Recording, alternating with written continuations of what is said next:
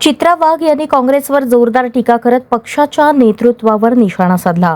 पप्पूच्या नेतृत्वात काँग्रेसची अकलेची दिवाळखोरी झाली आहे असे म्हणत त्यांनी विरोधकांच्या भूमिकेवर प्रश्न उपस्थित केले.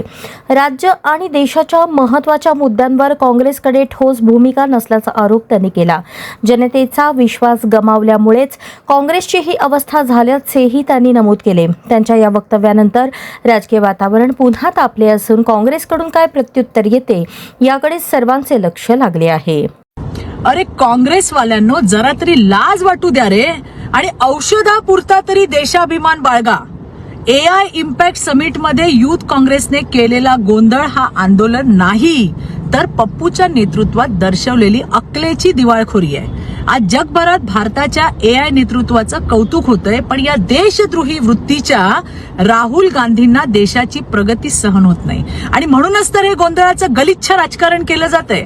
राहुल गांधी, लक्षात ठेवा, जिन्हें गिराने का शौक हो वो साजिशें रचते हैं, और जिन्हें देश बनाना हो वो इतिहास रचते हैं. प्रधानमंत्री नरेंद्र मोदी यांच्या नेतृत्वाखाली इतिहास रचला जातोय, आणि या इतिहासात तुमच्याही कर्माची नोंद घेतली जाणारच आहे. माझे शब्द लक्षात ठेवा.